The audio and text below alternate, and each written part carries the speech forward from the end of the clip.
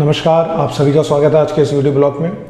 अभी कुछ घंटे पहले फिल्म आदिपुरुष का ट्रेलर रिलीज़ हुआ है और कुछ ही घंटों में सोशल मीडिया पर इस फिल्म से रिलेटेड कंटेंट की बाढ़ आ रही है। फिल्म का ट्रेलर कैसा है, विजुअल इफेक्ट कैसे हैं, डायलॉग कैसे हैं, इसको लेकर सारे फिल्म क्रिटिक्स अपनी राय दे रहे हैं। लेकिन उसको लेकर हमारी बात नहीं है कि हम ट्रेलर पर अपनी बात रखें कि ट्रेलर कैसा है। ख़ास बात यह है कि इस फिल्म के ट्रेलर को लेकर लल्लन टॉप जो न्यूज़ वेबसाइट है उसने एक आर्टिकल छापा है और वीडियो भी बनाया है, जिसमें उन्होंने फिल्म में जो एक डायलॉग है भगवा ध्वज से रिलेटेड उसके बारे में एक टिप्पणी की है और वो बड़ी रोचक टिप्पणी है, वो हमें पढ़नी चाहिए। अपनी उस टिप्पणी में लल्लन टॉप लिखता है, आज मेरे लिए मत लड़ना। ये फिल्म का डायलॉग है जो मर्यादा पुरुषोत्तम राम यानी कि फिल्म में प्रभास कह रहे हैं। आज मेरे लिए मत लड़ना, उस दिन के लिए लड़ना जब इतिहास में तुम्हारा नाम पढ़कर सम्मान में सर झुक जाएंगे। लड़ोगे तो आगे बढ़ो, गाड़ दो अहंकार की छाती में विजय का भगवा ध्वज। अब ये डायलॉग है जो फिल्म में। अब इसके ऊपर लल्लन टॉप लिखता है, वो पढ़ने लायक है।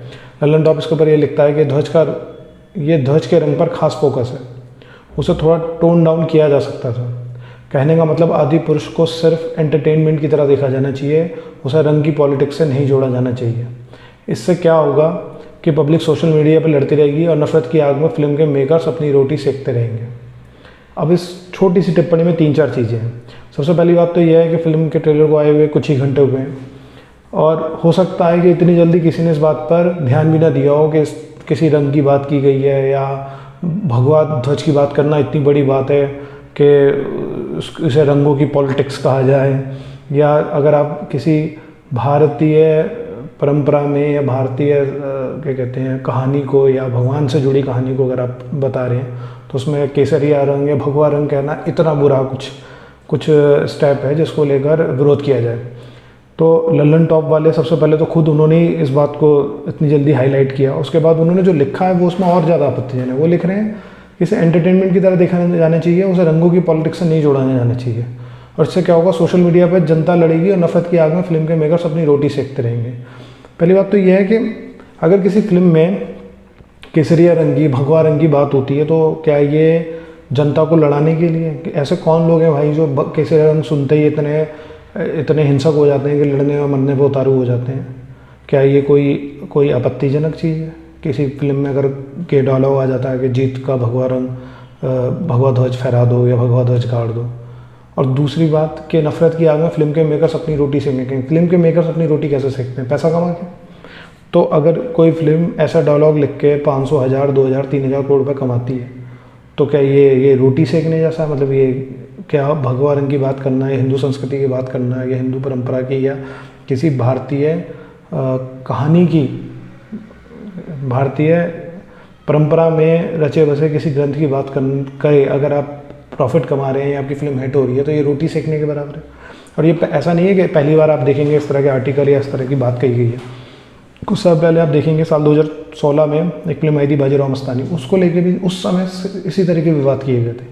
उस फिल्म के एक सीन में जब पेशवा बाजीराव लेटे होते हैं तो उनके पीछे अखंड भारत का नक्शा होता है, तो उसको लेके आर्टिकल छापे गए थे कि बताइए बाजीराव के बीच में अखंड भारत का झंडा लगा रखा है जिसमें पाकिस्तान भी है। और इससे मूर्खतापूर्ण कोई बात नहीं है कि पाकिस्तान तो तब पाकिस्तान जैसी कोई चीज़ ही नहीं थी।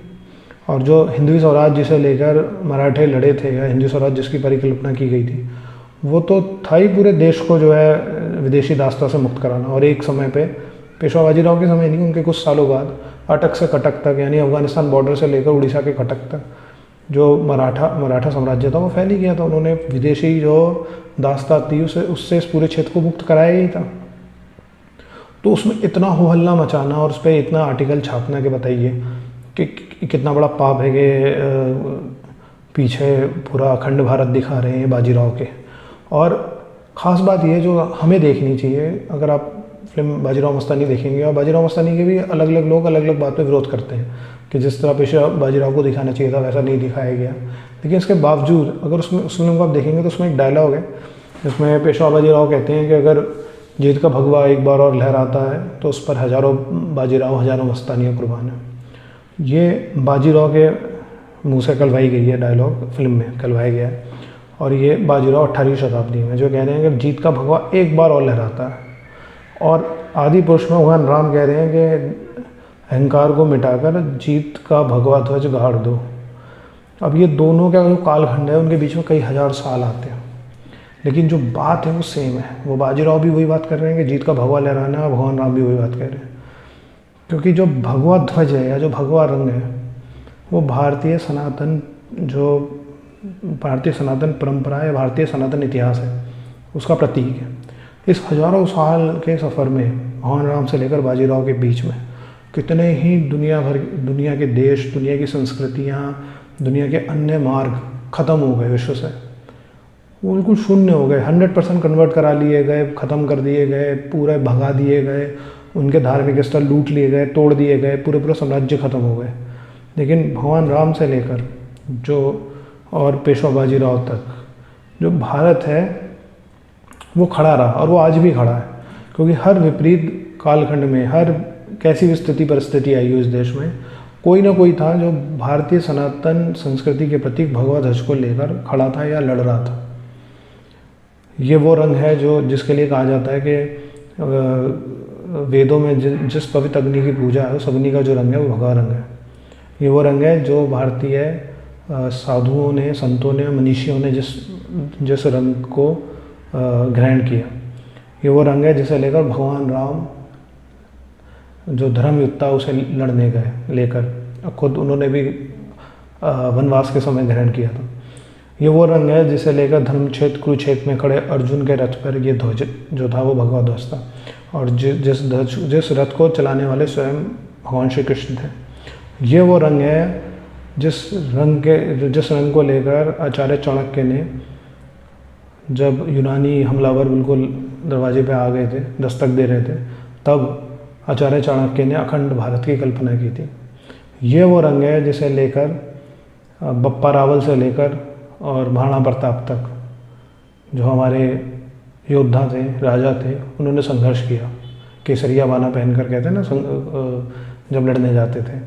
ये वो रंग है जिस रंग को लेकर छत्रपति शिवाजी महाराज ने हिंदवी स्वराज की स्थापना की। यही वो रंग है जिसे लेकर रानी लक्ष्मीबाई अंग्रेज़ों के खिलाफ जंग के मैदान में कूद पड़ी। यही वो रंग है जब 15 अगस्त 1947 को देश आज़ाद हुआ तो स्वतंत्र वीर विनायक दामोदर सावरकर ने अपने घर में जो 2 ध्वज लहराया था उसमें भगवा ध्वज था, दूसरा भारत का राष्ट्रीय ध्वज था। तो वो ध्वज, वो रंग जो भारतीय परंपरा का रंग है, जिसे लेकर भगवान राम से लेकर और रानी लक्ष्मीबाई तक, क्रांतिकारियों तक, राजाओं तक, छत्रपति शिवाजी महाराणा प्रताप तक, ये सब लड़े। उस रंग को अगर भारतीय फिल्म में, जिसे बनाने वाले भारतीय हैं, जिसे देखने वाले भारतीय हैं, जिस फिल्म जो भारतीय एपिक पर, महाकाव्य पर ही बनी है, भारतीय इतिहास पर ही बनी है, उस फिल्म में अगर ये डायलॉग जाना जाता तो ये इतना बड़ा विरोध का विषय है कि इसे लेकर एकदम से कुछ ही घंटों में पेट में मरोड़ हो गया लल्लन टॉप के, और उन्होंने जाके इस पर आर्टिकल छाप दिया कि ये रंगों की पॉलिटिक्स हो रही है। और आप ऐसा कोई बकवास बात किसी भी दूसरे उसमें नहीं देखेंगे। जब यहाँ पे फैज़ अहमद फैज़ की नज़में गाई जाती हैं कि सब बुत उठवाए जाएंगे, नाम रहेगा बस अल्लाह का, तो ये बहुत कूल लगने वाली बात है। इस बात को लेकर यूनिवर्सिटियों में गायन पाठ होता है। ये सारे प्रगतिशील, उदारवादी, सेकुलर तबका जिसे कहते हैं, ये बिल्कुल लेट जाता है कि वाह क्या लाइन गई है फैज़ ने, बुत उठवाए जाएंगे, नाम रहेगा बस अल्लाह का। इस बात को लेकर कोई विरोध नहीं है। लेकिन अगर किसी फिल्म में कहा जाता है कि जीत का भगवा एक बार और लहराएगा या जीत का भगवा गाड़ दो ध्वज, तो ये बहुत रंगों की पॉलिटिक्स हो रही है। ये बहुत नाकाबिले बर्दाश्त चीज़ है। ये देश में भगवाकरण किया जा रहा है देश का। तो ये जो भारत का समाज है, जो 1 अरब हिंदू इस देश में रहते हैं, जिनके पास यही एक देश है, वो एक बार ज़रा सोचें कि ऐसी मीडिया, ऐसे लोग जो हमारी परंपरा को और हमारी विरासत को इतनी हिकारत भरी नज़रों से देखते हैं कि वो किसी फिल्म में एक डायलॉग के भी लायक नहीं मानते, क्या ऐसे लोगों को, इन्हीं लोगों की वजह से आज आप देखेंगे कि जितने भी ये आधुनिक समाज के शब्द हैं, जिसमें सेकुलरिज्म, धर्मनिरपेक्षता या उदारवाद है या मानवतावाद है, या ये जितने भी शब्द हैं, इनको गाली बना दी है। क्योंकि इतने बायस्ड और इतने एंटी इंडिया और एंटी हिंदू सेंटिमेंट्स के साथ ये पूरा तबका चलता है। ये 3 मिनट के ट्रेलर में एक लाइन को ढूंढ के लाके उस पर इन्होंने आर्टिकल छाप दिया और वो बता रहे हैं कि बताइए रंगों की पॉलिटिक्स चल रही है। तो भैया भगवा ध्वज तो कल भी था और आज भी है और कल भी रहेगा। उसको विरोध करने वाले जब भी आएंगे या जब भी इसका विरोध बढ़ेगा तो कभी राम बनकर और कभी पेशवा बाजीराव बनकर, कभी चाणक्य बनकर और कभी छत्रपति शिवाजी महाराज बनकर, कभी बप्पा रावल बनकर, कभी महाराणा प्रताप बनकर कोई ना कोई इस देश में नायक आता रहेगा और इस ध्वज के सम्मान के लिए लड़ता रहेगा। और इसी वजह से हम दुनिया की सबसे ओल्डेस्ट सिविलाइजेशन है जो आज भी जीवित है, क्योंकि हमारे अंदर ऐसे लोगों को और पैदा करने का कुव्वत रहा है जिन्होंने इस देश की संस्कृति और इस देश की संस्कृति के प्रति परम पवित्र भगवा ध्वज के लिए लड़ने का मादा रखा है। अभी के लिए इतना ही, फिर किसी वीडियो ब्लॉग में बात करेंगे किसी और विषय पर। धन्यवाद।